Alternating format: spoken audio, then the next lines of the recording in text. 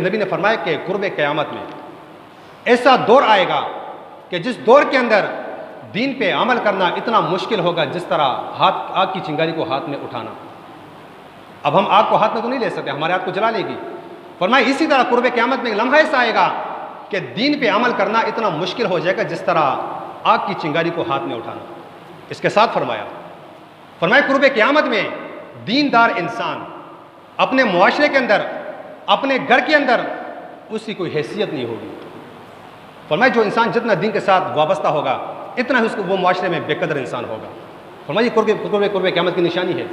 اور آج ہم ذرا اپنی نماز کی غلطیوں پہ بات کرتے ہیں، میں کسی پہ تنقید نہیں کرتا، حق بنتا ہے ہمارا کسی کی غلطی کو سامنے رکھنا۔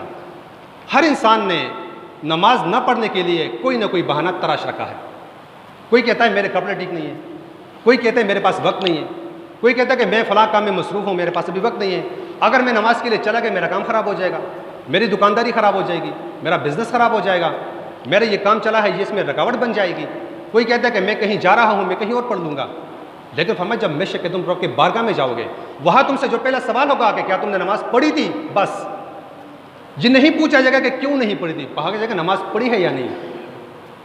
اور قرآن کے اندر رب کریم نے فرمایا کہ جب جہنمی حضرات جہنم میں گریں گے، جہنم کا داروغہ ان سے سوال کرے گا ما سلککم فی سقر، کہ تمہیں جہنم میں کس وجہ سے ڈالا گیا ہے، ذرا وجہ تو بتاؤ۔ وہ کہیں گے لم نکن مصلین، ہم نماز نہیں پڑھا کرتے تھے۔ اور نبی کریم صلی اللہ علیہ وسلم فرمایا کہ محشر کے دن اللہ کریم کے بارگاہ میں ایک نمازی آئے گا جس نے دنیا کی زندگی میں نماز نہیں پڑھی ہوگی۔ اللہ کریم اس سے سوال کر کے بندے تو نے نماز پڑھی ہے؟ وہ کہتا ہے میں نے نہیں پڑھی۔ اب وہ عذر وہاں پہ کیا بیان کر، فرمایا کہ رب کریم میں بیمار تھا، میرے جسم پہ بہت زیادہ بیماریاں آتی تھیں جس وجہ سے ہر وقت میں چارپائی پہ پڑا رہتا تھا، اس وجہ سے میں نے نماز نہیں پڑھی۔ تو رب کریم فرمایا کہ ایوب علیہ السلام کو بلاؤ۔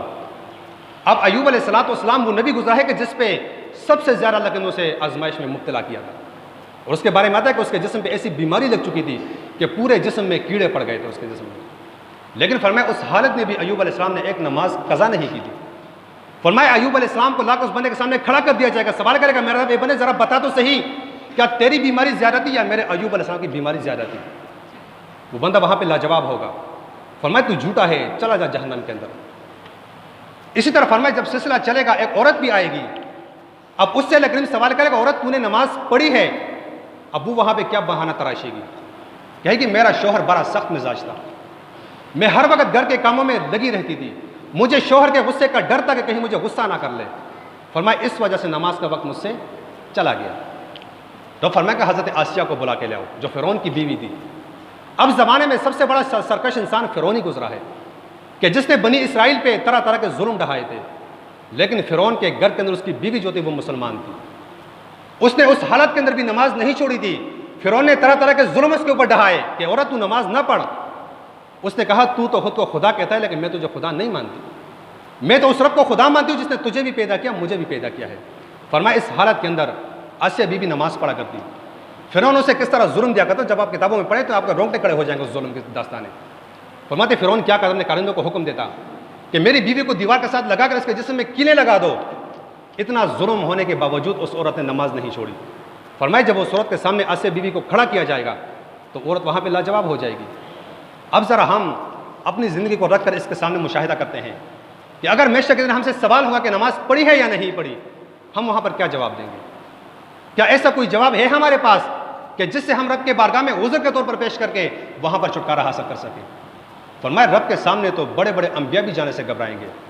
محشر کی جو داستان میرے نبی نے بیان فرمائی اسے ذرا پڑھ لیں، اپنی زندگی میں لے آئیں کہ کس طرح کا ہولناک دن ہوگا۔ فرمایا سارے کے سارے انسان جائیں گے آدم علیہ السلام کے پاس، وہ کہے گا کہ آج میں کچھ نہیں کر سکتا۔ اب یہ وہی آدم علیہ السلام ہے کہ جس کی وجہ سے اللہ کریم نے پوری دنیا کو تخلیق کیا ہے۔